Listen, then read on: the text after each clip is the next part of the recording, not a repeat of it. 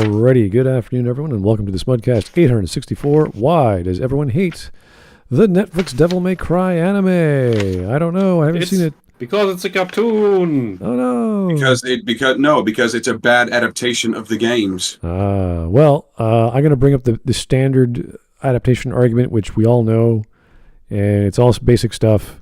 So there's four major points. There's probably more, but these are the major ones. The style of the art is different or not indicative of the original.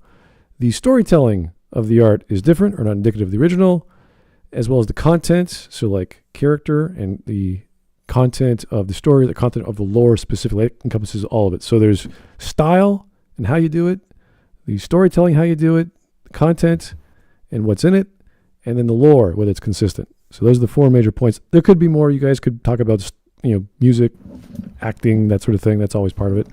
But that's the general things. If they don't get those four things, to me, it doesn't matter what the story is, doesn't matter what new ideas or new plots they've got, that will bomb your adaptation. So I don't know if that's the case. I could just tell from the art style, it's the first one is already off. That's why I never watched it. So I'm assuming the other points also fail a bit as well. So in regards to story, characters, lore, I would like to establish. I've used the term a few times because I thought it makes more sense, but I think we should establish that term. I would like it if we call things like this a demake. It's not a remake because it doesn't hold true to the source. It goes actively against the source. Really? It destroys the main character. It destroys everything that the thing is about and replaces it with something else. So it's not a remake, it's a demake. That sounds it destroys. It unmakes it. That sounds like a reboot. Like you want to revitalize something. It's not a reboot. A reboot still tries to hold true to the essence. That's not what these things do. The CMC one did not. It's on the same level as this crap show. Well, because DMC did do the DMC remake of the game, and people did not like that because it was not what they wanted, and the remake was not very good in comparison to what they got previously. Yeah, but that's just a failed remake. Right. You're talking about the reboot from you're talking about the reboot from a few years back. That's the reboot. Yeah. The effect is the same though. Yeah. Is it that bad? Is it? Oh, the demons are actually Muslims now. They're people. They're not. They're not Lovecraftian horrors beyond your comprehension. That just want to kill and destroy. We're talking about. Well, no. It's like the reboot is at bare minimum a spit and device to everything that came before. Mm-hmm. Well, it's so bad you forget about it, or you try to forget about it. When you think about it, you're like, oh yeah, that was a really bad experience for everyone involved. Why did that happen? And here we have another iteration, but this time it's passive. You're watching an animation, and supposedly an anime. Oh, the art style doesn't seem to be like that, so I don't know. Claims to be, but it isn't. Yeah, I don't know. It's just imitation anime. And they could get the animation wrong, but the rest could be fine. So it really depends on what else is there that's of value that you could say, okay, there's some effort here, there's some budget there, there's some talent and artistic merit there, so that could still have some saving graces. If it is wasted here. The funny thing is, the other day Gingerman showed me a Power Rangers fan film that is like Dark Power Rangers. That's all edgy and stuff, or was supposed to, and it's not fun. It doesn't look fun. It's just gratuitous nonsense, and people just get shot. Yeah, Power/Ranger. And then there was one scene with one of the characters talking, and I think it was in the boxing ring or what that scene was. Something like that. And I couldn't help myself but say, that guy acts just like Adi Shankar animation, where he says 3 words, changes his stance, says 3 words, changes the position of his arm, says 3 words, changes his expression, and it's just this clunky thing. And it looked like Adi Shankar's stupid cartoons. And the whole thing was also absolutely, effectively a demake of Power Rangers. It wasn't a fun spin. And then, in the end, in the credits, in the producers, was Adi Shankar. What a surprise. Well, I predicted it. That sounds just like, And it's like, the. and it can be. I was going to say, guys, remember Titans? I tried watching Titans. It came out years ago, which is that was the live action one that DC put out as a response to people's criticism of Teen Titans Go. I don't know why they did that. I can't say, but when you saw it, you're like, this is adult. There's people are swearing, people are getting killed, Batman kills, etc., etc. And that is so dumb. I tried watching a few clips, like they put it on YouTube, and I was like, wow, who is this for? It's not for anybody. They made it to be spiteful and resentful toward critics. Like I saw clips of the actor is Ian Glenn, I believe he plays as Bruce, and I'm like, this isn't Bruce. This isn't this is someone else. This is some other guy. And they also filmed it in Toronto, because I saw at Casaloma when they did the scene where they attacked Wayne Manor and they attacked the Batcave. I'm like, that's Casaloma, and I'm like, okay. And it felt so weird to see, because Casaloma is a big tourist spot in Toronto. I've been there a few times as a kid, and you see that, you're like, yeah, this is awkward. This is odd. This is budget. This is not Batman. And it felt, it almost got me angry, because obviously I didn't watch it 5 years ago, but whatever came out. But seeing it now, I'm like, this is offensive to me. Yeah, it's like in the trailer, you have Dick Grayson pulling out a gun and saying "fuck Batman." It's that's more in character. That's more in character to Jason Todd. Yeah, they should have used Jason for that. I was gonna also say another point about Power/Rangers, since Whisp brought it up. It's like the irony of that fan film specifically is it can't under the assumption that Power Rangers doesn't get all that serious, when in actuality some of the best of that show, ironically enough, does get pretty serious and pretty deep. Especially a specific season who's one of the main actors of which actually carried over into Devil May Cry a few years later. Nice. I said, Power Rangers is all goofy and campy all the time, but it can take itself serious and carry a moment. And has done that several times. Like that's just Kamen Rider in a nutshell. I mean, they literally killed a member on screen. It was undone at the end, but still. They wasn't the Yellow Ranger and then her sister replaced her? No, it was... No.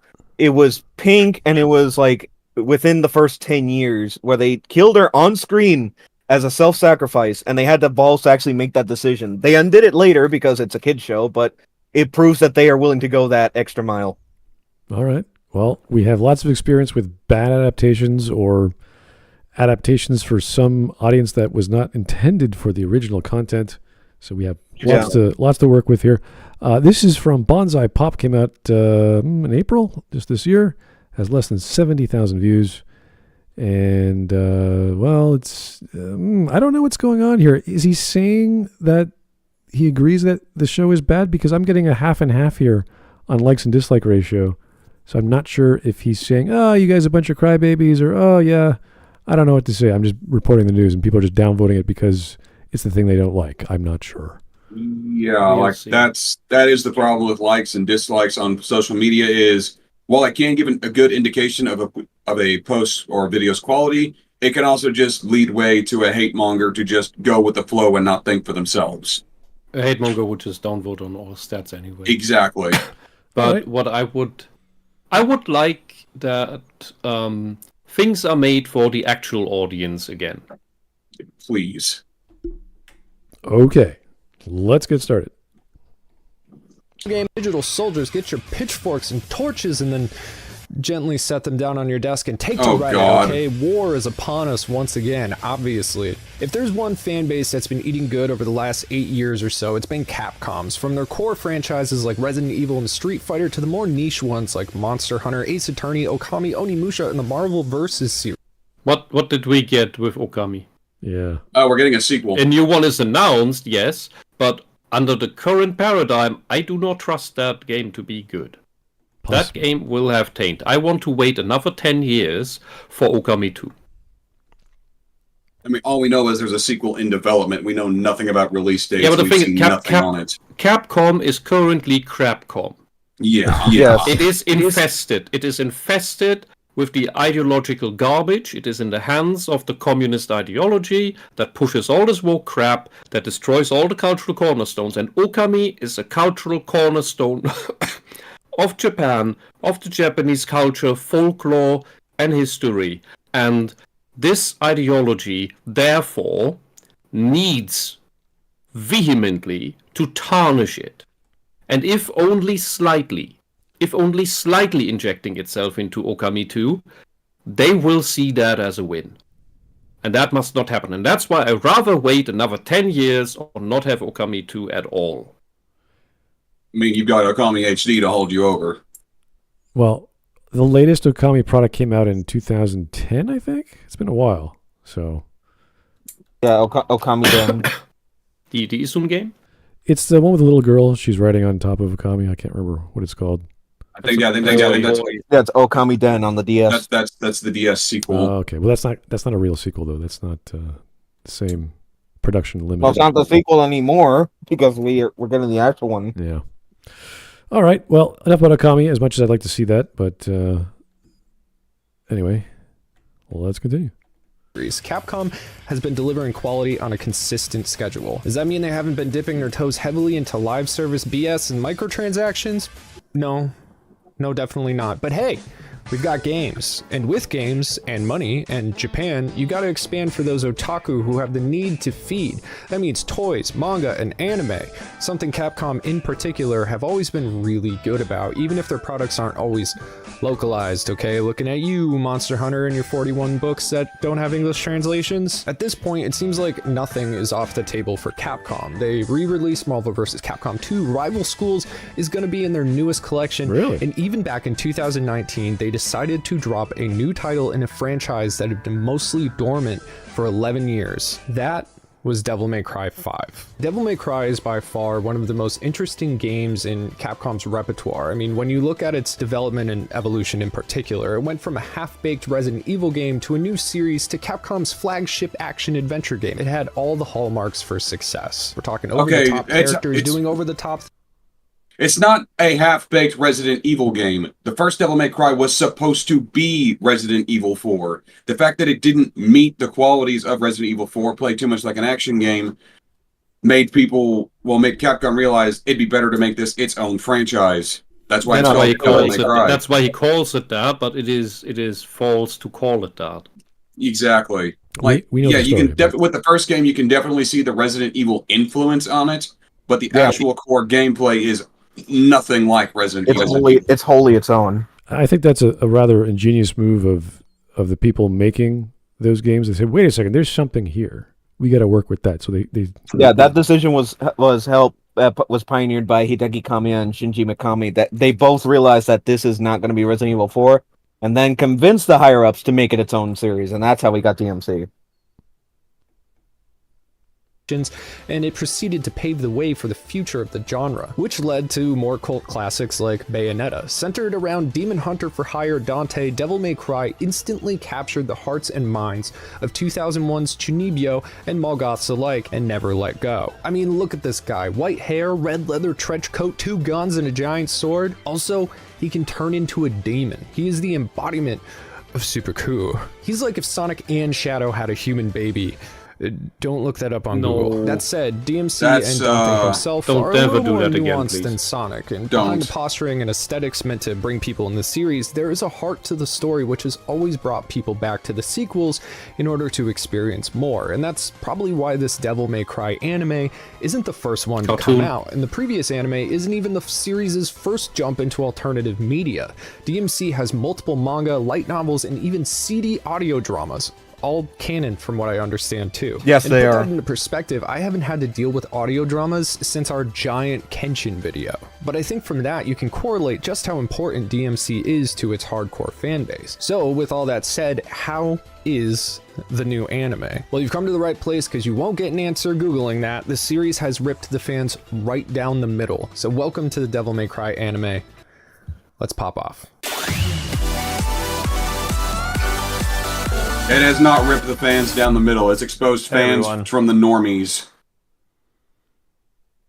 Mike here. You're probably wondering why I'm laying on the floor. I'm actually supposed to be outside on my bike for this ad, but I hurt my back taking out the trash. Instead, I'm just laying here looking fresh AF in my Fabletics gear. I've been doing this a lot this week, but it's been allowing me to get some solid B-roll of my Fabletics outfits. I've also gained about 10 pounds this winter because I live in an igloo and electricity is expensive, but Fabletics is... Then you would lose weight because you would be burning that fat for body heat. Can we skip, please? Yeah, I know. We're taking the piss out of the ad. Can we just move forward? Yeah, we're already taking the piss out of the shit show cartoon. Anyway, regret it, and you can't beat the deal. I just realized he's wearing a Bebop t-shirt. So I realize he's full tattooed, including neck tattoos, which is a very bad sign, while wearing a polo shirt. I see a lot of consumerism behind him. Like, look at all the stuff I consume. I'm totally extra super fan, guys. Yeah, but look, with that collection, like I'll trust him.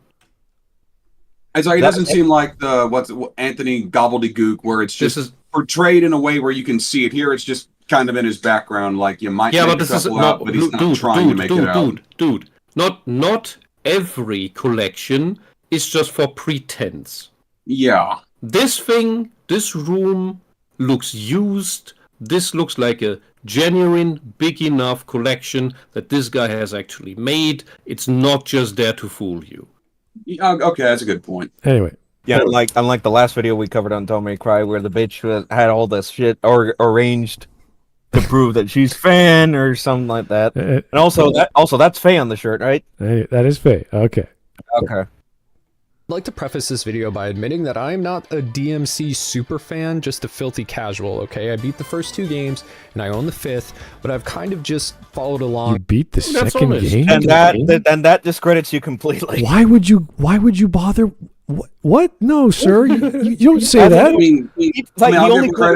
He said the first 2 games didn't even bother with the shit that actually is compared to this damn shit cartoon. I mean, I will give credit where it's due. He admitted he's a casual. Yeah. I that's cool. But to say that means he doesn't know anything. But to say he played the first 2 games and passed them, you're like, no, that does not compute. I'm sorry. If you not even 3, which is the one that the damn cartoon is based on. Well, okay, 3 for the longest time was one of my favorite games, and it was great. And then we got other stuff from it. But what I'm saying is the jump from 1 to 3, there's like this chasm, and if this guy says, "Yeah, I went down that chasm, and I passed it," I'm like, why? Why would you do that to yourself? What is the point? That's not fun. That is not a fun game. I'm sorry. There's something wrong with that game, and everyone knows it. All the DMC fans say, "Oh yeah, that's we don't talk about it." Yeah. So maybe that's the reason he stopped playing DMC at that point, because 3 was exceptional. 3 was a brilliant game. And then we got, the reboots, and then 4 with Nero, and of course 5 is the hallmark. But that something doesn't, maybe it's just his situation, like he found it on sale, or he just decided to try it, he wasn't too interested, whatever. I get that. But just to throw that at me, I'm like, whoa. Okay. Instantly throwing out his credibility right there. I did, however, do a lot of prep for this video to do it justice for casuals and hardcore nerds. We'll see about that. So, let's all have a good time. When DMC dropped in 2001, I was 10 and I had just moved, and my new neighbors were huge PlayStation people, amongst other things. Seriously, if they were not blaring Limp Bizkit or Disturbed, they were just railing out games, okay? These people lost more video games in the 5 years I lived next to them than most people own in a lifetime. Or the older siblings sold them for drugs. Hard to say, but having parents whose main interest in me was being authoritarian, sheltering protocolists, I naturally spent every second that I could next door. And so here we see, I get why he has the gauges and neck tattoos. He has daddy issues. That was a mouthful. Anyway, let's just keep going. Yeah. D2 came out, we did the same thing, and never once admitted to each other that game sucked. Those guys moved away, I went back to my Nintendo nerd existence, and just didn't have access to DMC for a long time, other than getting destroyed by a-holes. Okay, so he's saying he got his DMC experience from his neighbors. The neighbors left it around after the second game, and he admits it sucks. Okay, that's good. Genuine story. Yeah. What about recent years, though? Well, no, I'm just saying that's his, like, he was 10 or 11 whenever DMC2 came out, I can't remember. And he just said, it sucked. I never played those games anymore because the guys moved. That was it. Yeah. Good enough. And that's. I don't think that's necessarily a game for that age. Yeah. No, absolutely not. It's like if he was like, hold on a second. Anime was coming Dude, out. you can hit the pause button when I you might start try talking. to. I'm sorry. If he's had the super sheltering, authoritarian protocol parents, why the hell were they letting him over at his punk rock neighbor's house playing mature rated games? It depends. Honestly, families are a bit different. Like if you're close with your neighbors, they'll trust them to take care. Like say they're babysitting you one time and your parents are okay with that. It's kind of like a. Oh, what the hell? You feel close to them.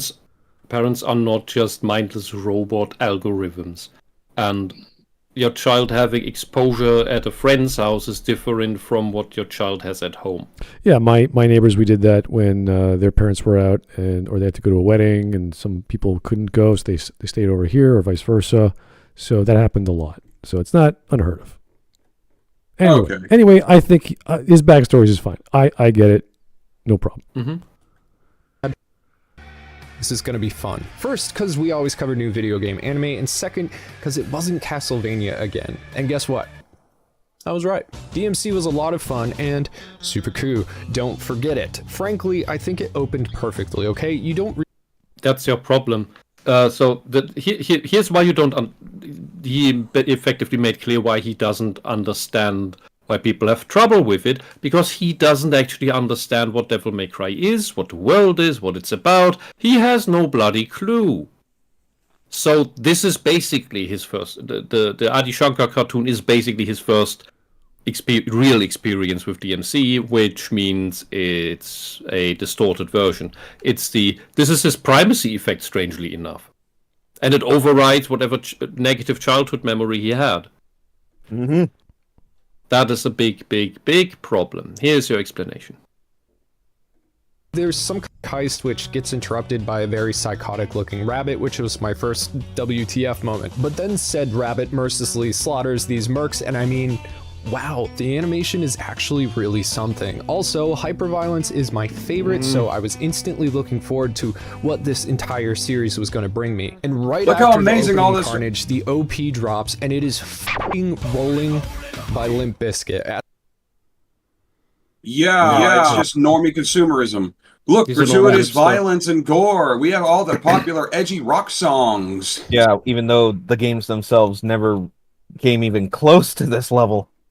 This is Member Berries. It's just, I know this song. It's an X-Wing, it's a TIE fighter, light sword. That's what his reaction is. He's very superficial. Like, this is a genuine collection, and he probably played for all of that, but he only has a cursory understanding of things. That's the impression he gives. You can have that. You can be basically a whale that only scratches everything on a surface level, who's only entertained by the dangling of keys. There are a lot of people like that. And such people will not understand the problem that is at the depth of something, when something is wrong with the substance of something. Because all that is sufficient for him is the surface. It's like I knew this anime cartoon was going to suck when the trailer was playing Limp Bizkit's Cut My Life into Pieces, or whatever it's called. Papa Roach. Yeah. Okay. At that point, I was pretty much dead. Whoever made this anime knew exactly what they were making, and it turns out it was the same people who made Castlevania. But the second I heard those first bars to Rolling, I knew that this anime was for me, and not because I like butt rock. Actually, I am an official anti-butt rock activist. You should join my 12-step program to take control of your life. Instead, it was because the director had clearly lived the same DMC experience I had in 2001, okay? Huh? And that's the problem. You live one, dude. You played 2 games at a neighbor's house. Wait. Why? So here, a better question. Do you, dear Bonsai Pop, do you believe that somebody with your experience level of Devil May Cry should get the license to make a cartoon that is the story of an entire season? Should you get that license? You who have not played not even the main games. We're not talking about the other games, the radio plays and such. No, just the games. You haven't even played those. He hasn't even played the one that this cartoon took from. Should you get the license to make something based on it? I would. And if the answer is no, I'm asking him.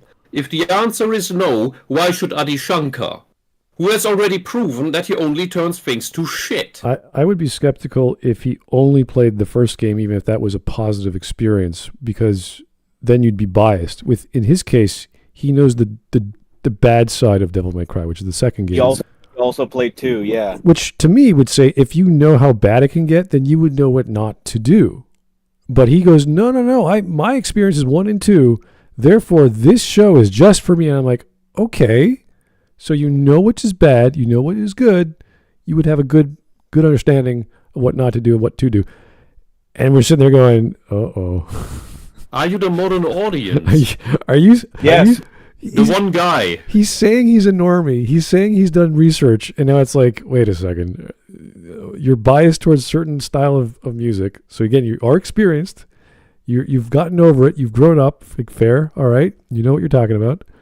But it sounds like these are all just lampshades. Like, oh, no, I did that back in the day. Oh, no, I used to like that music, but not anymore. So I know what I'm grown up, guys. I'm mature. I understand. It's like, you do you? Okay. If he was grown up and mature, I doubt he would have a nose ring or ear gauges. That's fine. He can do whatever he wants to his body. That doesn't bother me. I'm just like, this show made Dante look and act more like Nero. As stated the last time we covered this damn show, they turned Lady into a sailor mouth version of Oni. and the biggest one of the biggest insults is the fact that this ended up being Kevin Conroy's last performance. What? Kevin Conroy was involved in this? As the goddamn vice president that organizes the efforts against the demon world. Mm-hmm. Wow. So speaking of which, the invasion of the demon world, blasting Green Day, American Idiot. So either DC lied when they said that the Crisis animated movie, Part 3, whatever, was his last performance, or they just didn't know. I'm hoping, I'll give them the benefit of the doubt and hope that they just didn't know he worked on this. It's possible. Yeah, because this was 3, it's like he died just over 2 years ago. So this had to be in the works yeah, exactly. At the earliest, right after DMC5 Special Edition came out. That means post-production took that good year and a bit. So they years, plural. Yeah, they do the line. So maybe it wasn't his literal last voice act, but it was the last published product. Yeah, well, that's what I mean, though. It's like the last thing that he was in that's published, because Crisis Part 3 was meant to be that last thing because of the one scene with animated series Batman and Joker. And then this comes along. It was most likely delayed, especially considering the massive wave of critical praise and sales that DMC5 Special Edition got back in 2020, 2021. So it just baffles me. All right. It's more hilarious butt rock to be found throughout, but also a bunch of the score was done by Power Glove, an amazing electronic band from Australia that I've been a fan of for a really long time. I even own some of their records. So whether or not you liked DMC, there was a lot of care put into this adaptation, from the visuals to the score. This was clearly not a cynical cash grab. The production crew definitely cared about what they were making, even if it didn't land for you specifically. Because they try to destroy it and insert their stupid politics. Really stupid, propagandistic politics. While shitting on every character in the bloody story. It's like, it did not hit with fans. It hit with consumerist normies. Yeah. It's like, tourists. The animation is okay at best, but there's just too much gratuitous gore. Even Dante's design is unoriginal, because I can just see right here that his coat is taken from 4, mostly, and the shirt inside, he has the strap from 3 right there, and the shirt is from 5. It's like not even his design was original to this fucking show. He's all ironic about being the snarky asshole woohoo pizza man. Also, his hair is taken from Nero. Yeah. It's like there's one moment in this anime show, I keep calling it anime, in the cartoon, where he kills a demon, saves a guy, and goes, this is the moment where I would usually make a witty wisecrack, but just nothing's coming to mind. Fuck off.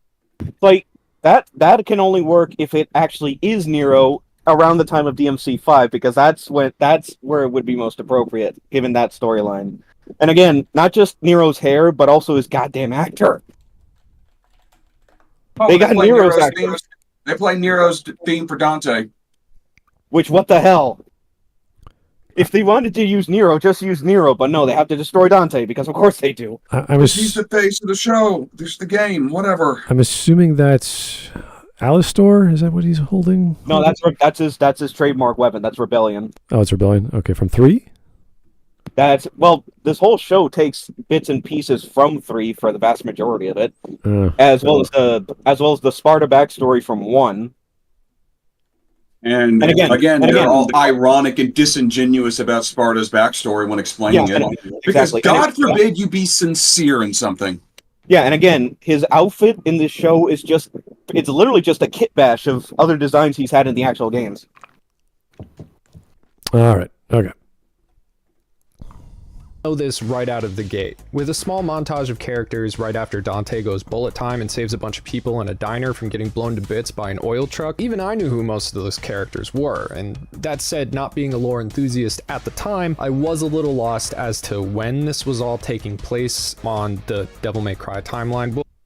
It doesn't. It's its own universe. Yeah, it can't, because hacks like Adi Shankar, they just always take things from all over the place. We've seen similar things happening in the Disney Star Wars crap, as well as in J.J. Abrams' Star Trek movies, which also took from everywhere all over the place to cram everything into one movie, because these people are actually extremely uncreative.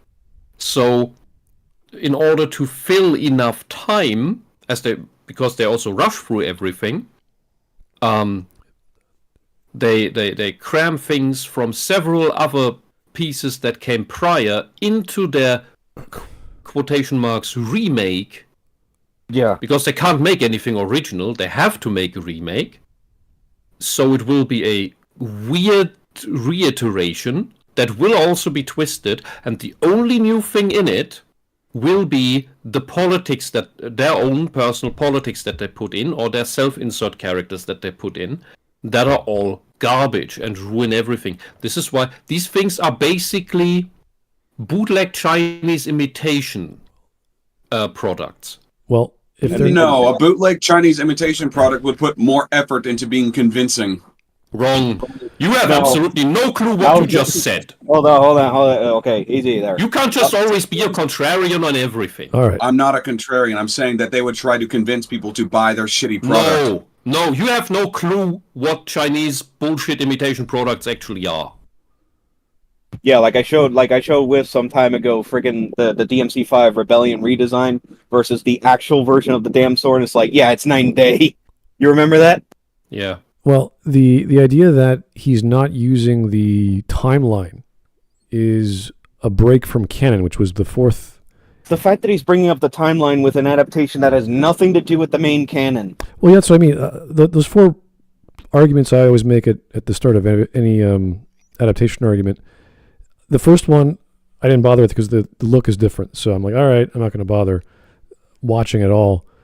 Yeah, the vast majority of the show is takes mainly from DMC3. Yeah, it seems like an amalgamation, but they're just doing whatever they want with a new plot, and it doesn't fit into any of the timeline because it's its own thing. Yeah, it's its own thing. So it's its own universe. So now we've broken the rule of the fourth one. Now it's half off of what I need an adaptation to do.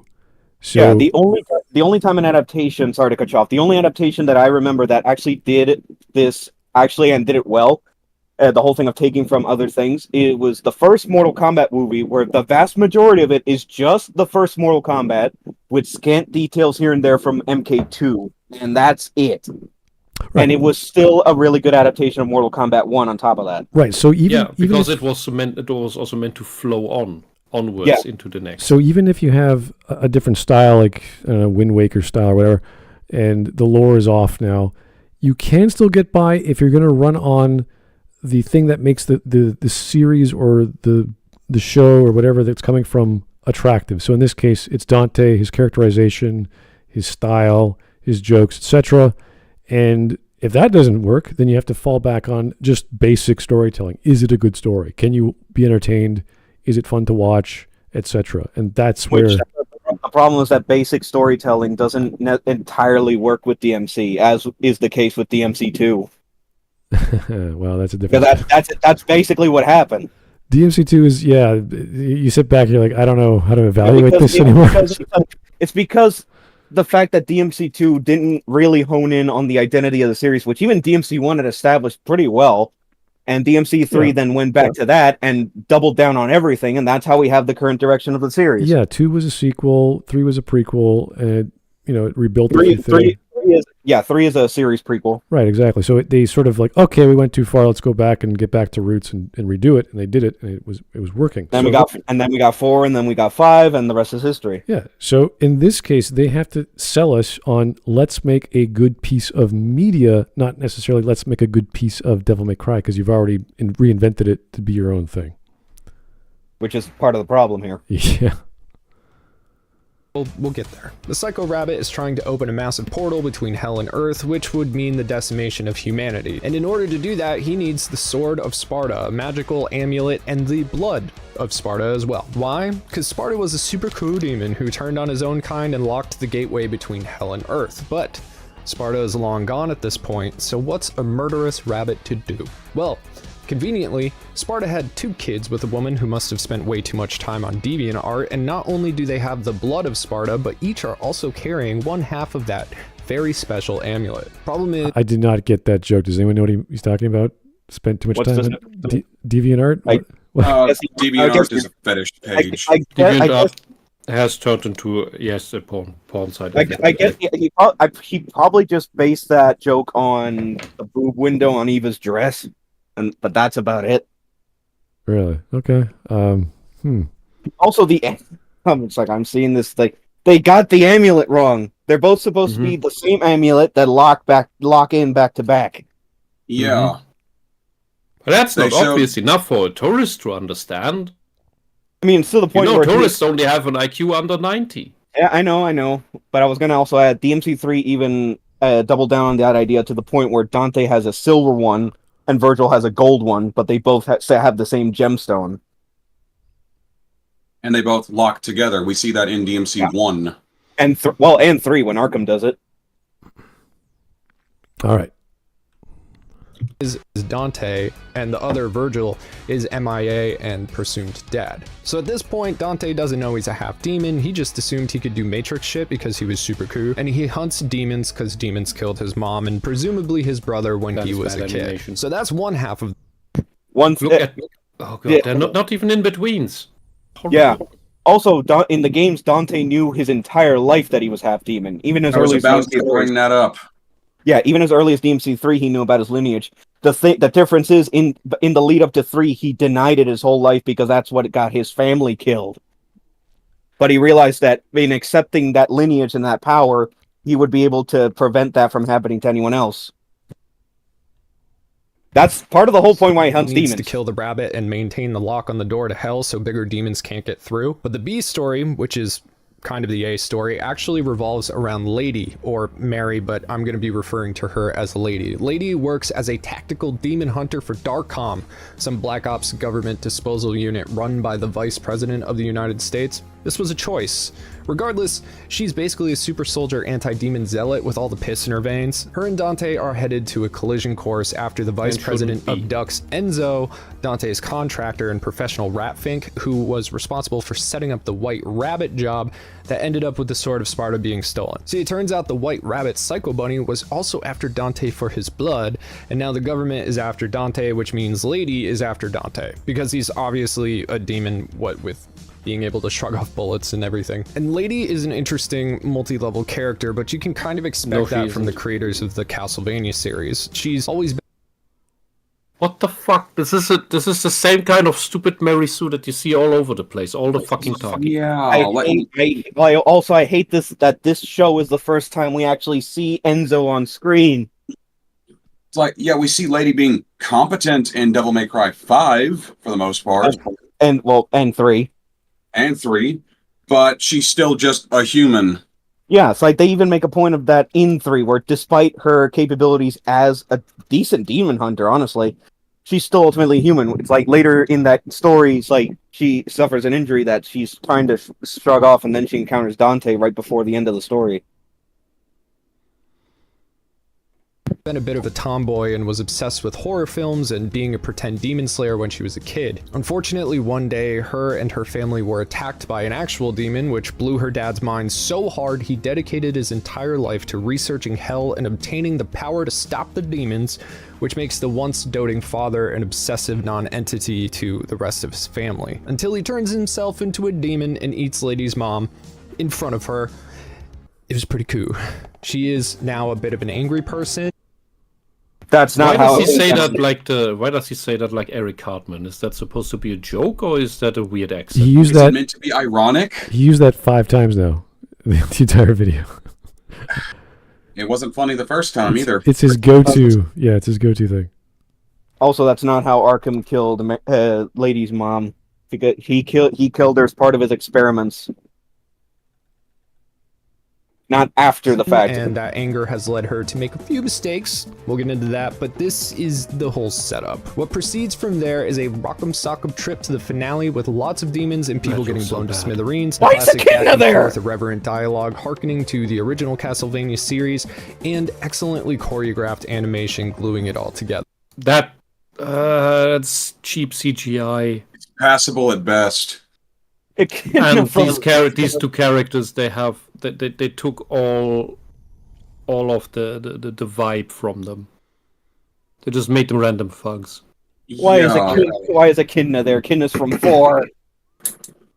Because we need something else to put on the screen to be slain. It's like in the early expansions of World of Warcraft, where they had no creative leads anymore, and just put all the characters that the Warcraft universe had up as raid bosses for everybody to slay, and then they had run out of story, and just revived them or made up shit, and nothing made sense anymore, and that's basically what this is. Just wasting what's there, because people like Adi Shankar are completely uncreative. Fucking hack. Really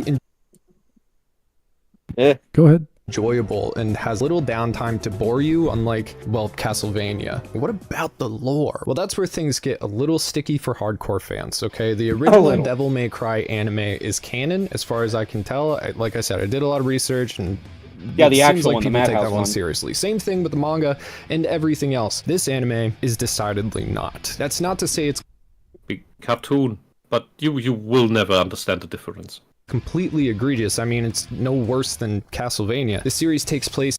Yeah, yes, okay, we agree. We agree on something. I actually do consider it worse. No, but you haven't seen all of the Castlevania shit that Adi Shankar made? Oh yeah, I have.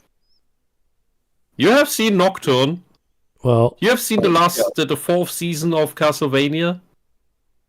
They Yes. bastardized Oh, Jet's no. character in the last season of Castlevania.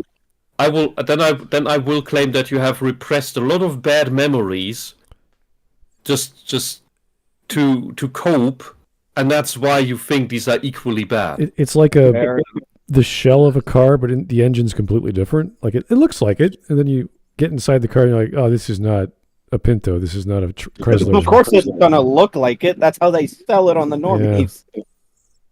Problem with a lot of normies is they immediately assume good animation equals good story, It's not even good animation. and is not. Around the idea of Devil May Cry to the rest of the games, and this is the youngest version of Dante we really get to see outside of flashbacks and manga. However, the majority of the content is taken from the prequel manga, Code 1 Dante, which is something most people have never read, and its canonity is kind of suspect. The White Rabbit isn't an original character. The DMC3 prequel manga is 100% canon because Dante has a line referring back to it. But anyway.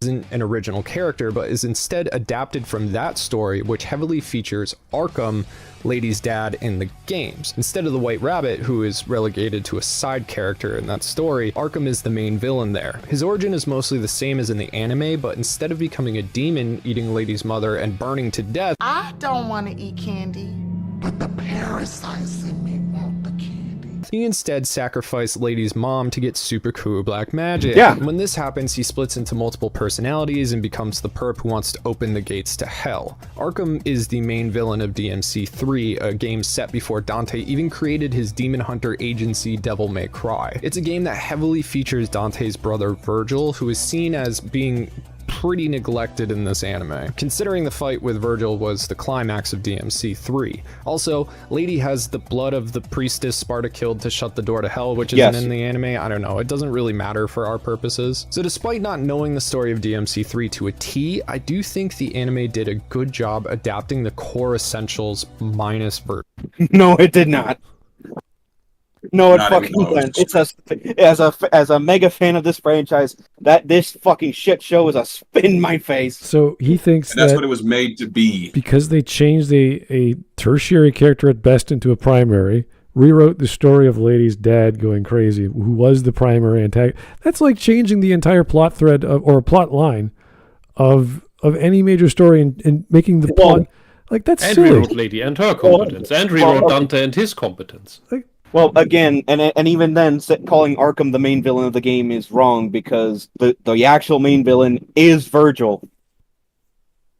Yeah. And one could argue that everything else that happens after DMC3 is essentially Virgil's fault for what he did as a result of what he did in 3. So that game definitely gave reverence to the connections between these characters and their place in the story. That was the entire point, too. You could argue that Arkham caused the fight between Dante and Virgil, and then you could say then, as a result, Virgil becomes the main villain, but Virgil's the one that has but the thing is, Arkham was ultimately just a tool for Virgil to fight Dante and prove which one of them was stronger. Yeah, and then he had the ability to travel. It's just the fact that Virgil was at least somewhat unaware of what Arkham really wanted to do, which was to get the power of Sparta, and even then, in the penultimate mission, Dante and Virgil still team up and beat his ass. Which leads into the final battle between the brothers. Yeah. So, yeah. It still works. Yeah, it's kind of like arguing X-Death is the real villain of Final Fantasy V. So, I mean, which he is. Yeah. It's like, but no one knows about him until it's like, okay, fine, fair. Yeah, it's like if Final Fantasy VI got adapted and Emperor Gestalt was painted as the main villain, even though it's very clearly Kefka. Yeah. Don't give Adi Schleiser any ideas. If they adapt Final Fantasy VI, there's going to be murder on the streets. If they adapt any of the fan favorite Final Fantasies, there's going to be blood in the streets. Oh, there's more than blood. It's like we've seen what happens when Square themselves try to continue stories of some of these games, and it hasn't been the best. Don't bring up Square. That's what it used to be called. Square. Yeah. Anyway, here is a donation from Sparta's Not a Deadbeat. Okay, thank you, sir. Yes, yeah, he's not. DMC2 is badly written because it's bare bones. DMC3 is a retcon. Okay. DMC4 is a next-gen sequel. DMC5 is somehow Virgil has returned. DMC1 is perfect. New DMC, this is the reboot, is awful. Do not redeem SAR. Check DMs, Smud. Okay, I will check DMs. I'm still in the stream, sir. I'll get back to you later. Yeah, okay. I'll remind you to check that later. All right. Okay. Anyway. Glad we got that off our chest. Okay. Yeah, the point is, to go back to the video, the show did not do anything that it took from 3 justice at all. Especially Lady. For fuck's sake, what happened? It bastardized her. Instead of Arkham being the big bad, the government agency Darkham stands in for him, and I don't think I need to point out the deliberate naming convention there. And Lady gets a more interesting part than just being a girl obsessed with killing her dad and all demon kind. The anime takes characters not really featured in the games like Enzo and elevates them, as well as creating a wider world revolving around hell and demons in general, and whether you like that is kind of up to you. I'm not sure how I feel about it. They stay true to certain lore points, like Dante destroying his guns constantly before receiving ebony and ivory, which is a whole thing in the wider lore, and even him not knowing about his devil trigger until most of the way through the prequel. It was like that in DMC. Not most of the way. It was, well, first of all, it was around like a third into the game that he unlocks devil trigger. And second, why, again, yeah, you mentioned ebony and ivory, why doesn't he have those yet? When even the DMC3 prequel manga had him with them. Because they want a moment to give him the guns, even though he should just have them. Also, that specific plot point is a riff-off of Bayonetta specifically. Oh, really? Fucking she keeps using regular guns until she gets her actual ones. Oh. And when it comes to Bayonetta, they do that as a gag. Yeah, and at the very start of the fucking game. At the start of both games. Rabbit as the main villain for this short series was a pretty neat idea, seeing as he was barely even in the manga, and all in all, I think it was... How is that a neat idea? That's like saying, he's that guy in the background in this comic panel? Yeah, let's make him a main villain. Like, what? I didn't even know this character existed until he brought it up that he was in the manga. That just means that he's a minor character in the manga. Yeah, his purpose was just in the prequel manga, and that's it. And then it goes into the actual game in terms of story. And I'm not saying you can't adapt with that in mind, but you have to then have the backbone of the thing that is actually real, and then use that as a base to support this story. Well, yeah, I mean, they in the Madhouse anime, the actual anime, they brought Morrison in from the supplementary material, and then they brought him into the games as of DMC5. It's like they did it better with Morrison than any of this crap. Yeah. A pretty inoffensive way to adapt the lore. It's also clearly setting itself up for a sequel that'll likely have more revelations closer to the canon lore of DMC3. At least that's the second iteration, guys, will do a better job. Don't worry. It'll get better. Oh yeah, because the first one did such a great job. The second will be closer to the lore than the first. It's like the season 2 DMC3 again. It's like, wait, what? Don't worry. No, if you were I'm just like, this show, just with what we got, was already incapable of doing DMC3 any kind of justice with one season. Just, what's another season gonna do? Yeah, don't worry, guys. The second time will be much better. Because we know what we're doing now. I don't know what kind of argument you can make that. They teased Virgil at the end with Bury the Light from DMC5 for no fucking reason. Oh, and a bastardized version of that song to boot. Yeah. That's never a good idea. Okay. Oh, and when I mentioned earlier how they gave Dante Nero's theme, they butchered that one too. Of course they did. They gave him what? Why would they do that? Yeah, they gave Dante Nero's theme, and they butcher Nero's theme. It's like they made some twisted hybrid of Dante and Nero for this fucking show. Huh. Which again, it's like, Mortal Kombat 95 did this a lot better by comparison, because that movie combined Liu Kang and Kung Lao into a hybrid version for the Liu Kang for that movie. But again, that was still done better because they still stuck to the core of the bigger character between the two, which is the Liu Kang part. The only other time I've seen or heard that done is with the Death Note anime, where they took the theme from L and they combined that with the theme from Nier, and they had this weird piano mix, and that's fine. From what little I know about that, it's like that was also kind of a stupid decision, wasn't it? I don't know, but the most popular piece of music from the OST, which is fairly popular even after like 20 years or so, was the L theme, and there's like 6 versions of it. So it's like, all right, if that's what you want, and if the character died off, then fair enough, you could use it again. It's not going to hurt the story. Also, as far as I'm aware, this show also bastardized the song "Devil Never Cry," which is the end, essentially the main theme of DMC3, and by extension, the main theme of the entire series. It's the song that plays in the credits of DMC3. I'm unaware of that. I haven't heard that. I'm just going to take your word for it that they butchered it. Yeah. All right. More than half done. Yeah, anyway.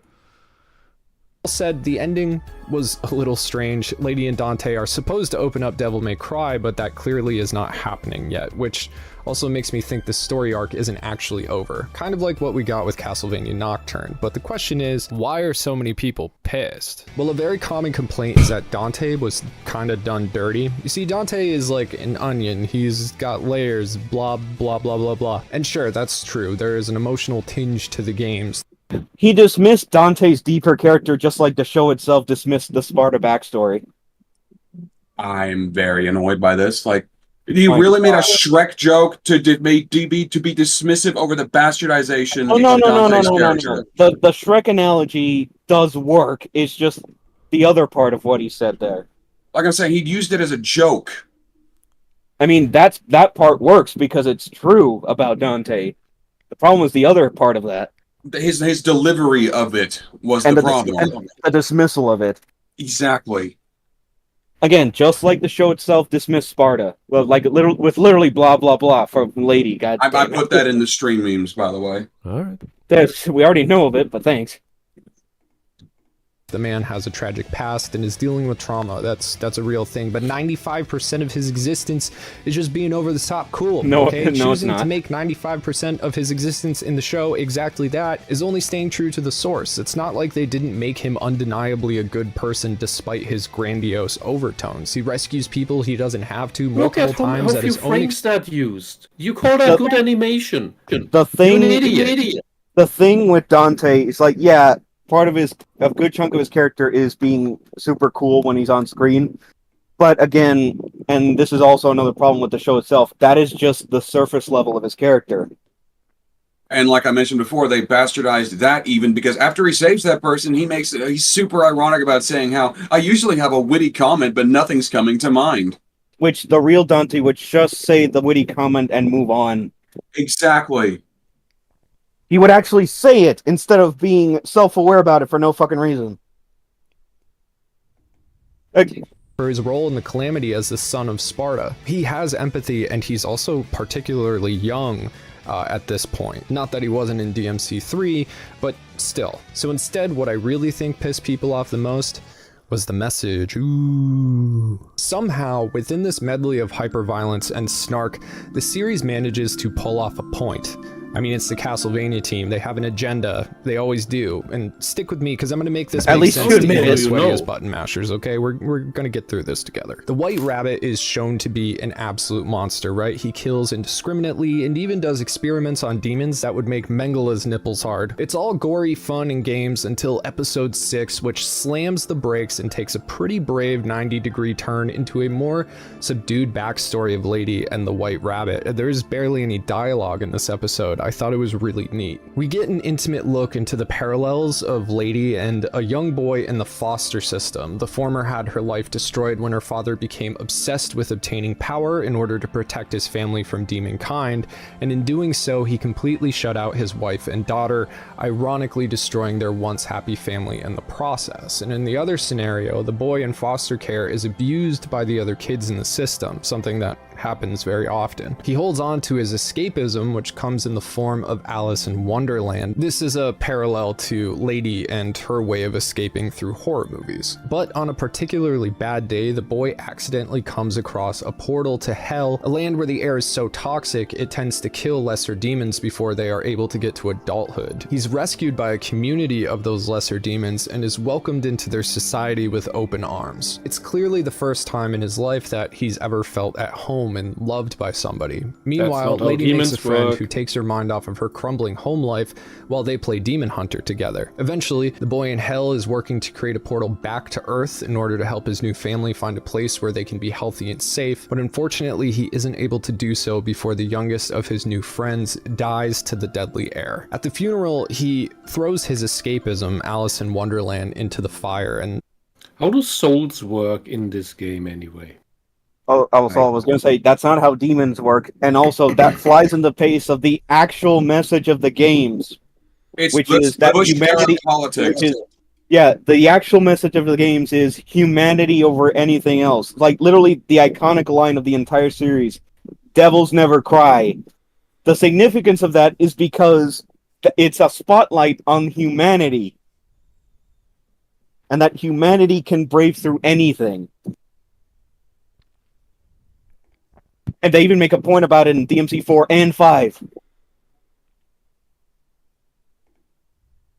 His transition, his full commitment to his goal of emancipating the lesser demons, the end of his childhood, the end of innocence. And after Lady's parents die in the climax of her father's psychosis, she too throws away everything and enters the military. So Lady lives out her dream of hate-fueled carnage, spurred on by the fervently religious vice president and Darkham, while the boy works to better the life of his new family after creating a device that allows transition between Earth and Hell. Unfortunately, the two eventually meet, and unable to go against orders and her own hate-fueled bias, Lady and Darkham completely slaughter the innocent demons, leaving the boy barely alive and completely alone. Now entirely convinced that humans are just as evil as the greater demons, he dons his new persona as this psychotic white rabbit, a malicious Frankenstein entity bent on merging hell and earth to punish both sides. I think most of you guys understand that this is just good storytelling. Of course, it's taking a little bit of liberty with the games and the lore. It is not good. It is not good storytelling. It's just Bush era politics. A little bit, dude. If Adi Shankar wants to tell a fucking story where the demons of hell are actually good people who are just oppressed, and demons are just humans are just as bad as demons, then he should have made his own fucking cartoon. Exactly. But he knows that would bomb, so he needs to slap some other well-known brand on it. Because we've seen this countless of times. The moment the communists make their own original stuff to push their propaganda messages, they tank completely. Then we get Concord. Then we get what was another thing? Yeah, Dustborn. We get that kind of garbage. They die instantly. They're instant duds. They have to infiltrate and take over other brands, otherwise nobody's even gonna pay attention to it. That's why we got Dragon Age Veilguard. That's why we got Bayonetta 3 was an earlier thing of that. It's not as strong, but it is there. That's why Tears of the Kingdom story is shit. But there's tons of these things in different strengths. I was talking about this earlier. That moment where Darkcom opens the portal to hell and sends bomber jets in there to tear it apart. That's when they're playing American Idiot to really hammer it in. All right. Well, here's a donation from Please Take Meds, Sparta. Thank you, sir. Even as a child, I had powers. There's demonic blood in me. Dante DMC intro. Referential humor is so funny. Dante only did it twice between 4 and 5. His wit was banter between his enemies. There was an underworld for the dead. Don't check your DMs, Smud. Okay. Okay. It's just...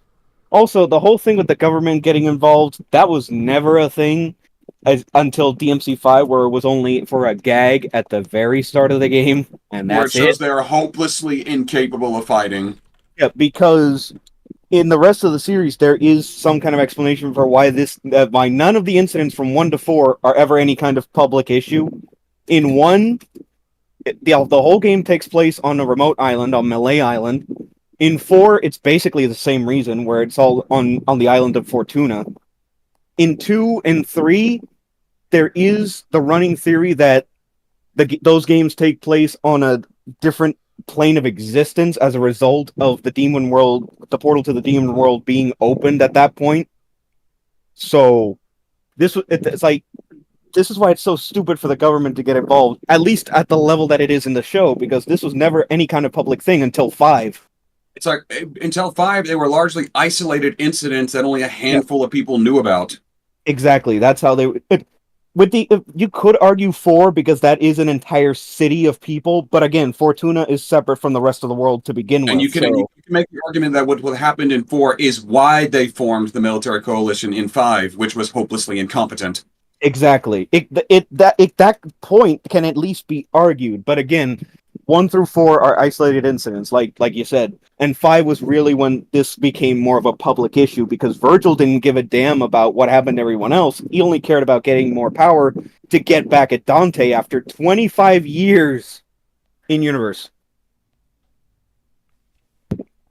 How long was Virgil under the guise of mind control? Virgil, yeah, at the end of 3, he fell deep into the demon world, where he fought Mundus and lost, which then Mundus turned him into Nello Angelo, and then 9 years after that, Dante fought Nello, beat him, realized it was Virgil, and fell into somewhat of a depression over the fact that he had to put it down his brother again. And then another 16 years after that, Virgil put his plan in 5 into motion. Whereas he split himself in half, creating V and Urizen in order to create the Qliphoth tree so that he could gain more power. And it was ultimately all for nothing. All right. 17 minutes in, where we got 4 minutes left. Very well done. And if that's the case, you're probably wondering what's wrong with that. Well, both the president and the vice president are clearly Republican stereotypes. It seems like this takes place in the 80s, so we're probably looking at Reagan and Bush. And the lesser demons are obviously refugees at best, illegal immigrants at worst, and Darkcom becomes an obvious parallel to the Gestapo or ICE, same thing. We get an obvious view as how bigotry is indiscriminate, how what you are is more important than who you are in the eyes of hateful, ignorant people, governments, and their attack dogs. How fear of the other based on the actions of few can open up loopholes for indiscriminate execution or expulsion of innocent people. And I've spent years working in both the gaming and anime industry now, and I can say that a large part of both fandoms hate that shit. Okay, so you acknowledge the problem. Because it doesn't, we hate it because it doesn't belong. And I have to tell you, as a German, because you bring that up, we hate when people misuse the Nazi shit in order to paint others as bad as the Nazis. Everyone I don't like is a Nazi. Yeah. You have no bloody clue what the Gestapo did. No fucking idea. And what ICE does, in large part, is to protect assholes like you from murderous, cannibalistic, rapey pissheads that flood your country with drugs like MS-13. But these people and you are against that. You want the rapey, murderous cannibals that flood your country with drugs. Because they're sanctimonious douchebags. They only care about appearing virtuous. I think he doesn't know better. I really think he doesn't know better. On any of this. Mm-hmm. Well, he can like the show for what it's worth, and that's his prerogative to enjoy it, but his arguments are not exactly making too much sense when he says he did the research. Like, if he says, okay, I play 1 and 2, I'm a normie, you're like, fine, you have a normie perspective, great. But then I did the research. Yeah, and then none of his claims hold any water when put up against someone who has played the games and has done the research, like yours truly, as I've shown so far. Yeah, like basic research. I've only played 1 and 5, and I'm more knowledgeable on this franchise. Like, yeah, all you have to do is go to a web forum, go to Facebook, go anywhere, and say, hey, tell me about DMC. What do you think about the show? And just listen and write down why they like or dislike something. And you say, oh, thank you. Let me ask someone else. And you just keep going. That's research. You talk to people. It's called journalism. I would argue, say, first and foremost, just play the games. Like a lot of people that watched this show actually did, which made them realize that the people complaining about it were right. Yeah, there was a huge number of people who initially liked the anime on a first viewing, went and played the games, and realized, yeah, the anime's trash. Yeah, exactly. This is a shit show. The games are clearly the thing to go to. All right, so 3 minutes left. None of this holds up. Cry about it when the messaging is so obvious even they can't miss it. Games aren't political, anime isn't political, keep politics out of it, DEI, woke, wah. Well, I hate to break it to these specific individuals, but a core principle of DMC is good demons fighting for humanity, while, especially in DMC 3 and DMC 4, humans can be just as evil as the worst demons. Yeah, but it's not one-sided. The good demons are the absolute exceptions, you numbnuts. There's only been like 5 good demons in the entire franchise. Can you name them off? Because I can. Dante, Trish, Lucille, Nero, Sparta.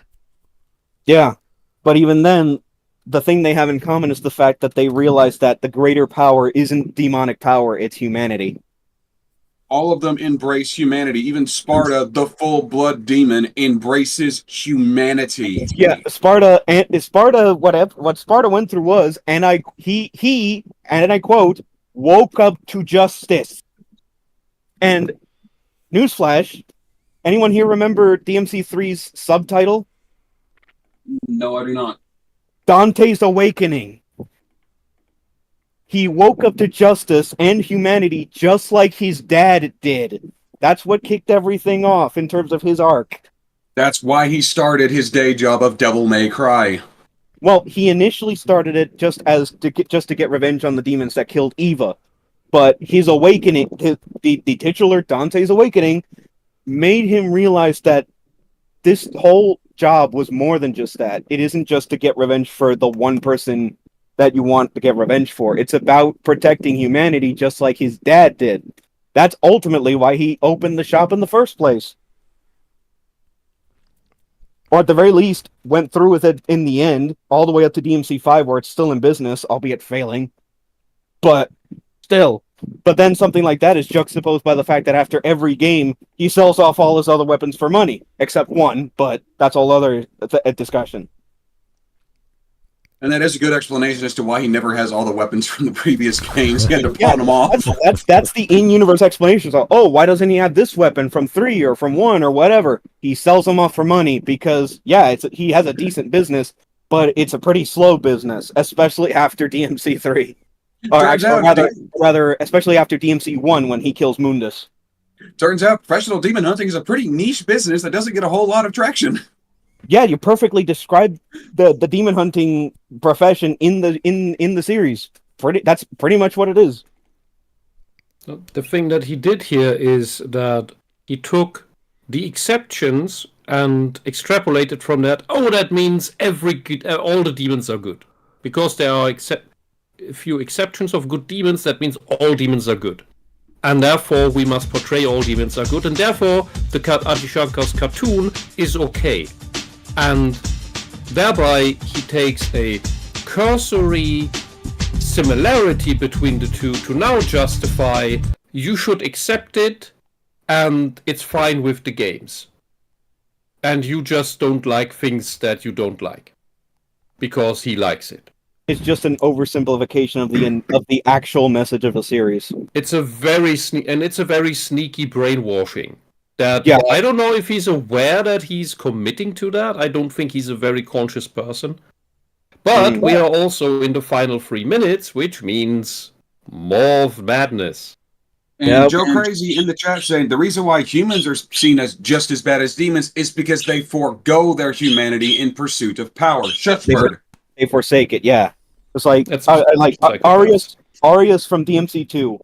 Arkham from DMC3, which we talked about earlier. Sanctus from 4, who's a literal cult leader, who said cult worshipping Sparta.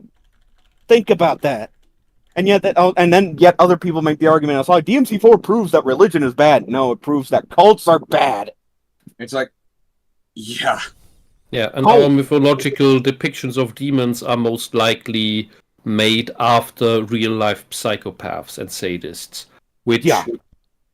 So this is reflected back here. You can't just say, humans are just as bad. No, not all humans. It's exceptionally evil humans. And and Dante is an exceptionally good demon. Yeah, the exceptionally evil humans. Again, the aforementioned Arius, Arkham, and Sanctus. All of which who forsake their humanity in the pursuit of power. And in the pursuit of the same power, the power of Sparta. It's like that's the commonality across those 3 villains in particular. They're all vying for the power of the demon who had forsaken his kind and woke up to justice for humanity. Yeah, I'm still trying to think of the strongest humans, and Trish isn't a human, though she's human-like, but Lady is the strongest I could think of. Everything else is between demons. In terms of the main cast of protagonists across the entire series, Lady is the one entirely human character. Yeah. Dante, Virgil, Nero are all half demons. Trish is a demon. Lucia is an artificial demon created by Arius. Oh, well, Nico's another one, but she doesn't take an active role in 5 at all. Aside from a gunsmith. She's a devil forge smith, like her grandmother. Yeah. The said grandmother having created Ebony and Ivory for Dante in the first place. She's also the daughter of the villain in DMC4. Yeah. Well, that like they directly mentioned that. It's like they kind of lampshade it as a gag. It's like, well, he left me and my mother when I was 4, so I really don't care. Yeah, that's all they said about that. But people managed to put it together. It's like, oh, it's him from this other game. It's like, yeah, people were able to put that together. But again, it's not all humans. Like was said, it's exceptionally evil humans. The ones I mentioned earlier, plus some of the others in 4 in particular. That, again, they all forsake their humanity in the pursuit of demonic power when guys like Dante and Nero and the rest of that cast realize that it isn't just demonic power that wins out in the end, it's also the power of humanity. Which even Sparta realized was the case. It seems to me that he genuinely does not know why people hate this anime. And he's just like, why you guys dislike all this stuff I like? You're like, okay. He doesn't know anything about Devil May Cry, period. Well, the fact he admitted and doesn't understand. Like, it's the same thing. It's the very thing I said in the beginning. Well, yeah. He admitted to only playing DMC 1 and 2. Again, not even playing the one that this show takes from. The fact that he brought up this comment section and they're talking about politics and he's like, dude. Like he's complaining about pushback. He's complaining about people criticizing him. Yeah, that's it's the show that brought into politics, not the people who critique it. Yeah, he's complaining about the pushback towards this show while simultaneously knowing jack shit about the source material, which is the crux of the argument here. Which is the essence of a tourist. Yes. Well, he's saying he's a superficial whale who's also a tourist. He thinks. Brilliant. Well, first off, he said that statement about how if you guys could recognize this is really good storytelling. It's like, whoa, that's a judgment call based off what exactly we don't know, and he's disregarding the change in canon, and he thinks that's also a good thing. He's like, yeah, don't worry about it. They did a clever way of bringing a nothing character and making him the main villain, and then giving him a backstory. Okay. To be fair, to play devil's advocate, that on its own is not the issue. It's what they did. You can do that. You can make that work. Sure. I mean, I like the concept of a human becoming corrupted by hatred that he turns himself into a demon. That's a cool idea for a villain. Well, again, that's from the games in the case of Arkham. Well, and apparently this show with the rabbits. Yeah, and this guy with that too. Yeah, but again, it's like just taking something minor like that and blowing it up in another project, that's not necessarily a bad thing. Again, it's how you go about it, and the way these jackasses in Hollywood go about it it's almost always shit, if not always shit. It feels like multiple what ifs. Like if you were to do a comic book what if or Elseworlds, and they take the same storylines, they smash them together, and then just like, I like this one, but I'm gonna twist it a bit. I don't like that one. It's fun. That's literally the reboot in a nutshell. Yeah. It's this weird sort of, if I had the controls 20 years ago, I would do this to Devil May Cry. You're like, what? What if I had invented it instead of the guy who actually invented it? That's what it feels like. Shankar did it with this show, and before that, Ninja Theory did it with the damn reboot. It's like these people think they know better than the actual people that worked on the main stuff that they're shamelessly taking from, when they don't. And they never do. All right. Well, we got 3 minutes left. See what else he has to say. Yeah. The point is, like, the adaptation argument has been done to death, especially with the reboot, and this is no different. Both of these things are spit in the face to the actual Devil May Cry games. And 5 is an example of why sticking to canon, why sticking to the heart and spirit of the franchise is objectively a good thing. DMC5 is proof that all this shit does not work and will never work. Anyway. Okay. Humans as evil as any devil, as well as kind and compassionate demons in this universe. Devil May Cry. That is a political statement. The anime just made it a little bit more unmissable. Philosophical one. How is that it's a philosophical one because the entire point of that story is to introduce a nuance into that entire conflict between the two sides. Yeah, but how does saying there's good on this side and there's bad on this side, regardless of nature, how is that political? That's more metaphysical and ethical. Like was said, it's philosophical, yeah, if anything. Very odd statement, sir. It's as if the word... Well, for the problem is, so the left is not philosophical. They are sophistic. They're always sophists. They're incapable of philosophy, and that's why their politics are all bad. Yeah. Because good politics is downstream from philosophy. Yes, and that's why we use politics as the main hierarchy, and then we go to all the branches, the 6 main branches of philosophy, and politics is one of them. And these people just go, nope, politics is the main branch. Everything stems from politics. It's like, how? How do you get there?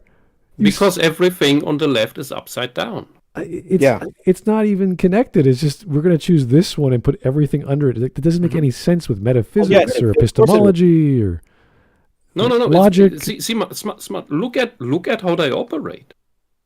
They believe that their opinions and their decisions actually shape reality. They think they are gods.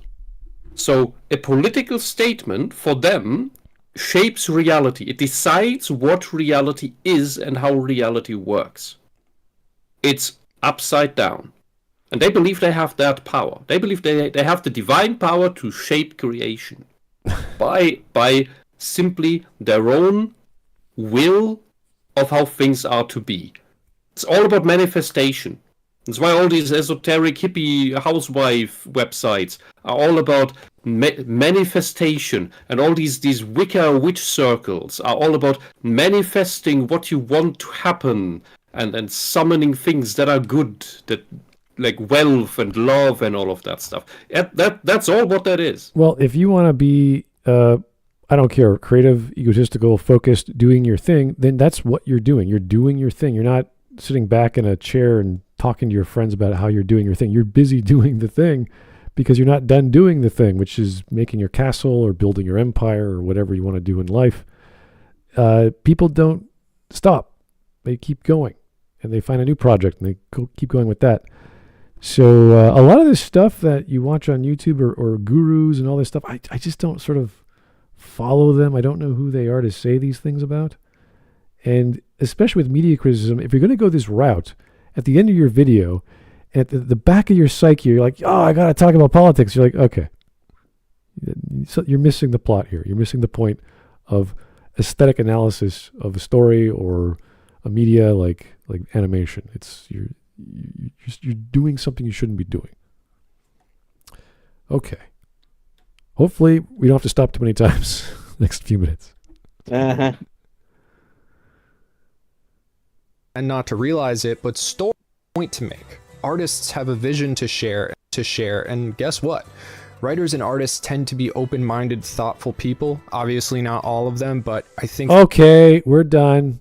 That was just... that... Okay. If you're going to do that... Like, this is so... Why do people keep doing this? Was that Nazism book left or something on the left and Harry Potter on the right? Like, what the hell was that? Yeah, I didn't read the one on the left. I saw a Goblet of Fire. The one on the left is blurred out. I guess Mein Kampf. I don't know.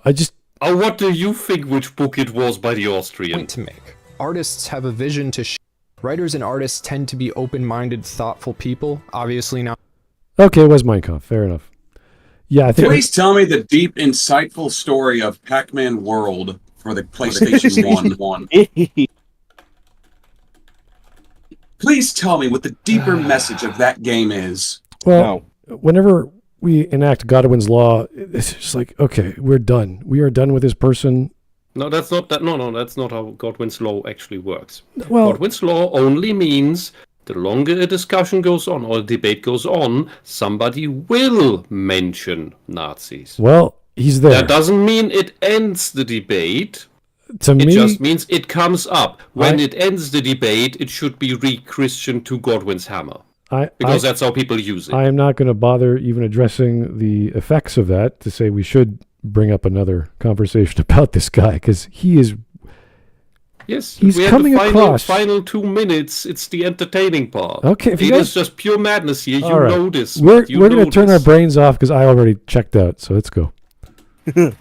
I think the majority, by far, they've usually gone through hardships dedicating themselves to a career that every parent warns against because they're... Are you fucking retarded, sir? Are you out of your fucking mind? What is this shit?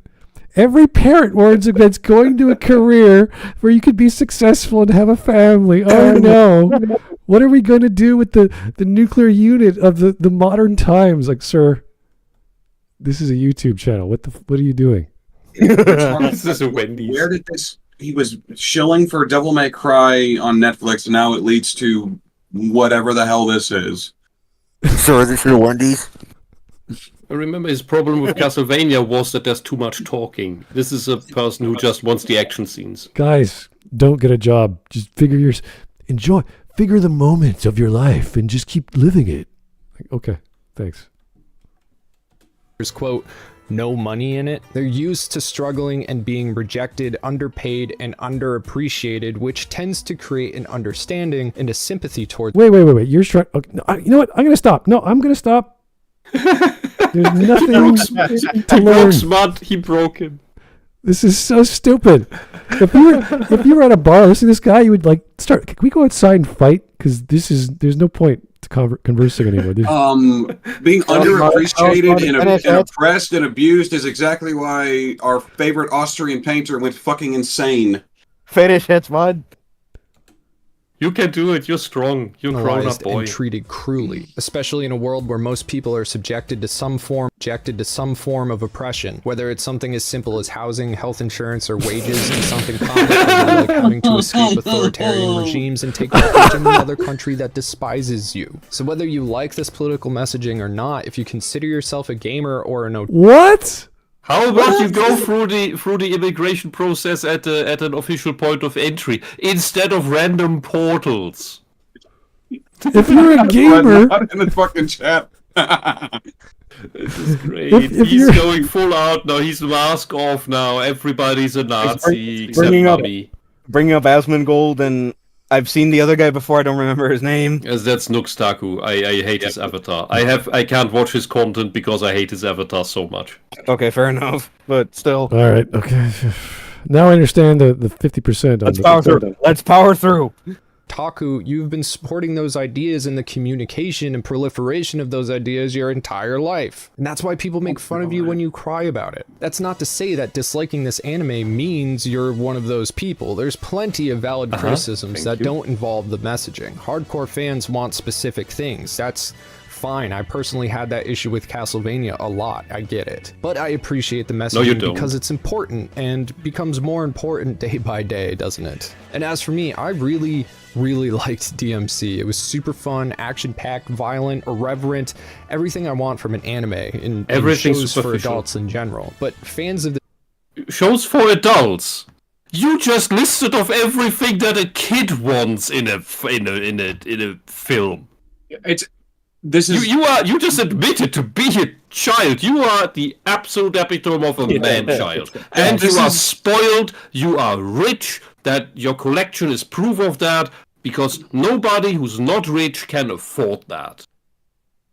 Yeah, you just think yourself on the moral high ground, the leftist, the underdog who fights for the poor and downtrodden, and it's always the actual bourgeoisie, which you do belong to, that does this crap.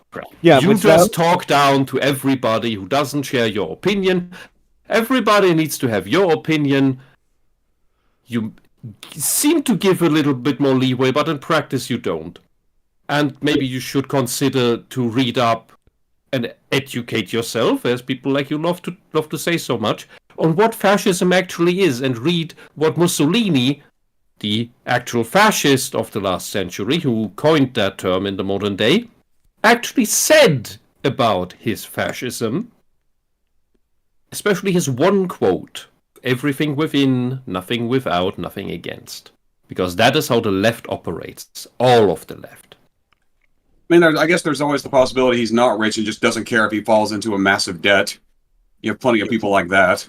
I doubt that. It's like that massive collection back there, which also, the point about that is like, yeah, you played DMC 1 and 2 as a kid and then you just stopped.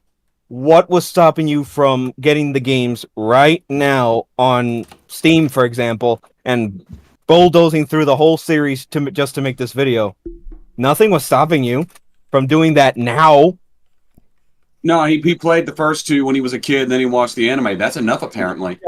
Yeah, but that's the thing. It's like, why? What was stopping you from playing the rest of the games now? It's not like he's not a gamer, judging by the amount of games that he has behind him. Exactly. It's like this whole video is built on bullshit that he has no excuse for proliferating. All right. Anyway, keep going. A minute. Yeah. Knew that I would like this anime. That's partially why I got so many requests for it. And with that said, I highly recommend. I knew I would like this anime because I got a lot of requests for doing the video covering the anime. Well, it's a sign that his audience knows what he'd like. I guess. That's okay.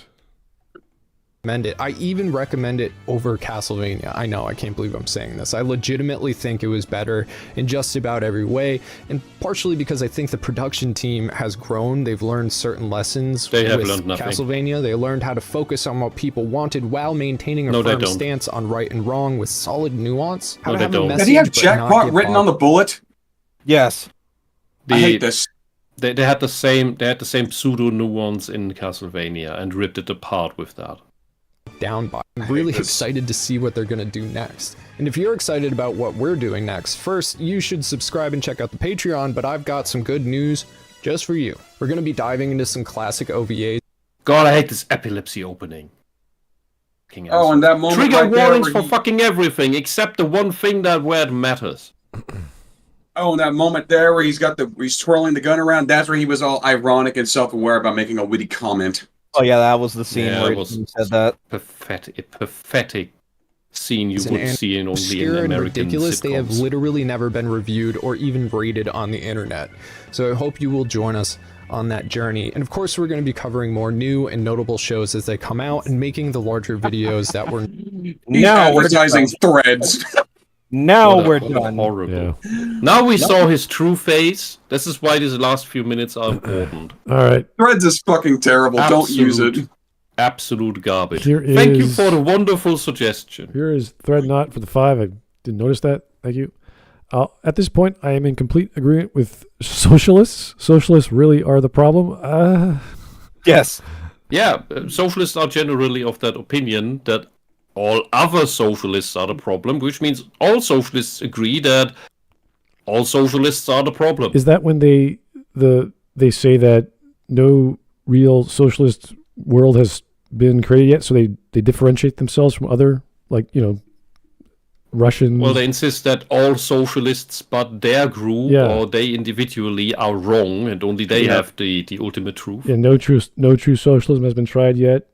Therefore, we must distance ourselves from what has been tried, which has killed hundreds of millions of people. And they're basically like the prophets on the market that all cry that my religion is the cool one, my cult is the right one, and all the others are frauds. It's basically just that. I'm not playing that video, Kingaman, so no. It's the 5-second one. I'm not playing it. Da Vinci. No. Okay, anyway. They don't know that I have dice in my pocket. What? Am I... What is this? I have no idea. I don't know. Next. Footage taken after Big Mouth's final season. Yeah! Yes, good riddance. Finally ended that? Yeah. Oh, God. I tried posting a GIF but did not work. Ignore these words. Okay. Okay. Dante wearing a Kirby shirt. It's a mod. Oh my God. For fuck's sake, Virgil, turn into V. What is this? I like how Kirby's just there. Poyo. All right. Best friends. Kirby and Dante. Isn't that cute? Best friends. I don't. Why? What is? Okay. Kermit may cry. Kermit is Dante. Dante from Devil May Cry series and Knuckles. And Knuckles, which is a whole other meme. New funky mode. Meth. Not even once. Oh. Oh. Upgrade. Fuck, go back. Perfect. Pretty much. Pretty much. Jinx. Gotta buy a sword and hit the gym. Yep, that's pretty much how guys think. Devil May Cat. That's so that I can't tell if that's AI or not. I don't care. It's funny. Might be a cosplay. Might be yeah. Looks kind of like a cosplay and hanging out with a dude just with his cat. Yeah, this one, sincerity versus irony, is literally just the DMC3 version of Lady telling the backstory of Sparta and his sons versus how the crap show did it. Yeah, which always y'all can has read to that say in your shit own and time. fuck and even put those words into Death's mouth. Which Also, leaves right here, we can compare their designs directly. Which one do you think looks better? I like the skirt, boots, and blouse. Well, she's 16 in DMC3, of course. Well, the fact she could rocket jump is pretty impressive. Yeah. Like I said, I'm not going to read all this out. I'll leave that for y'all to do in your own time. Yeah, you read that in your own time. It's just the intros of the story. Sunlight, Superman, Kryptonite, Netflix CEO actually treating Netflix customers with respect. Yeah, pretty much. Mm-hmm. Are you still watching Auntie Donna's Big Ol' House of Fun? Somebody's daughter. What? That does not look safe for work. That doesn't even No.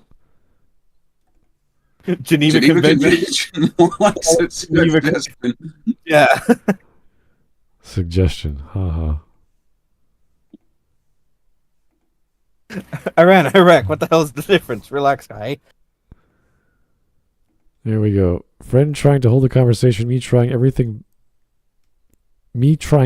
back to I think you should leave references.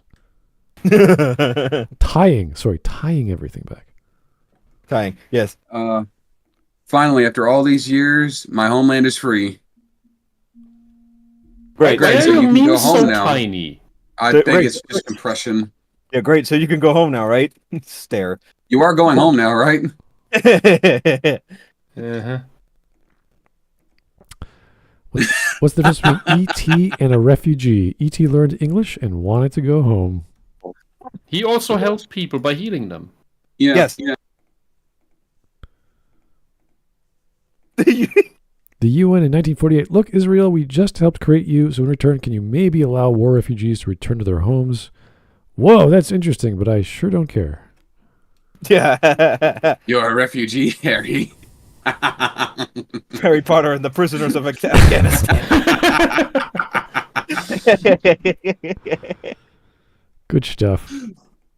They sure have good haircuts for such a long, arduous journey across the world. A starving refugee checks her phone. Must love dog hair.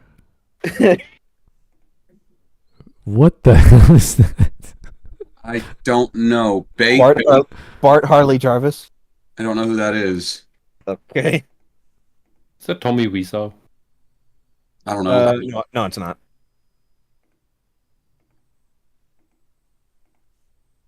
I was supposed to die, but a fish bumped me out with its nose. One's taking a bath and is super sexy, while the other one is Bayonetta.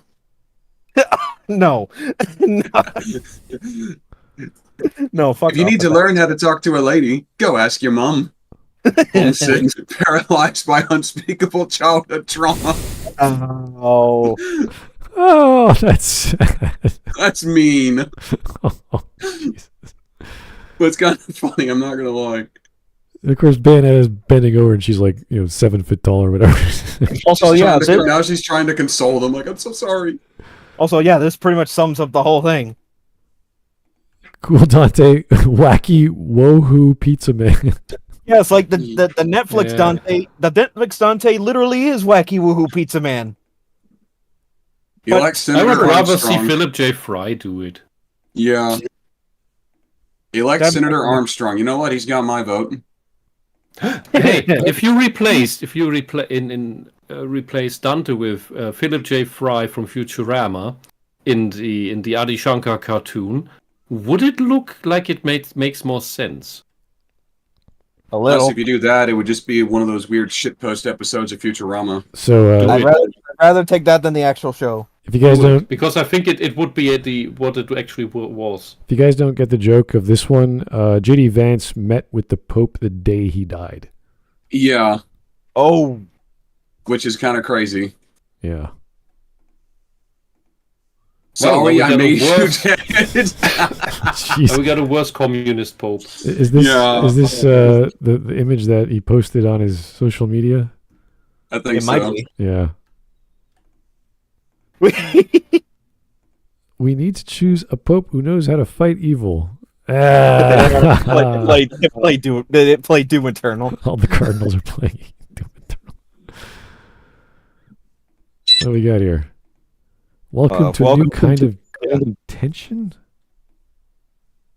That's the scene where they're playing Green Day, American Idiot.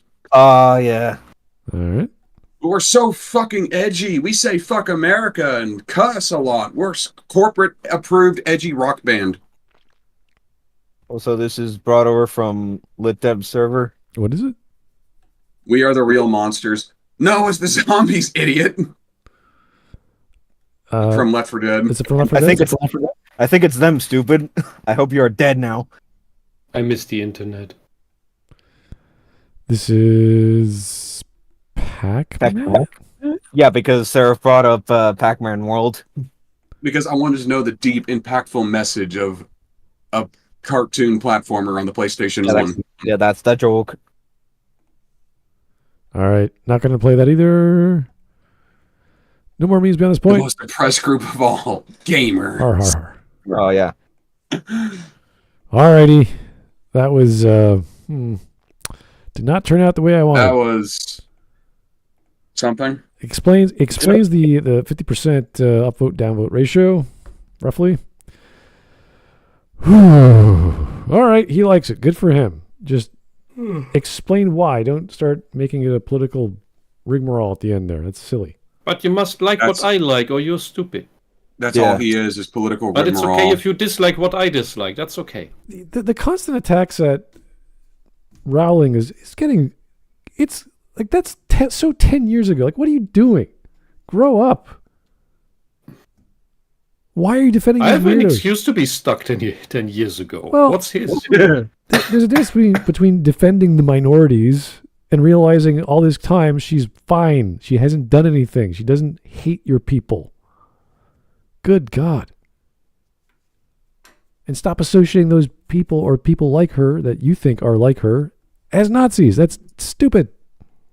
Yeah. You know, a lot of the people who came here were openly saying on camera that they do hate us and do hate our constitution, and I'm talking about Germany here, and do want to take us over and do want to kill and rape us and our women and children.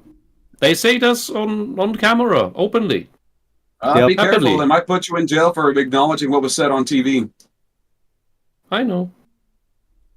Yeah, that's a thing Germany's doing. Oh, you don't need to tell me. I was telling the chat because they may not believe me. Yes, thank you for the information. Well, a lot of countries are looking Europe weird is fucked these days. Yeah.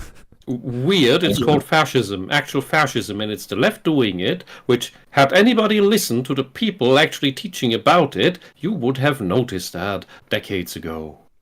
You would have understood that George Orwell wrote 1984 in response to socialism as a whole, including Animal Farm, to socialism as a whole. Yeah.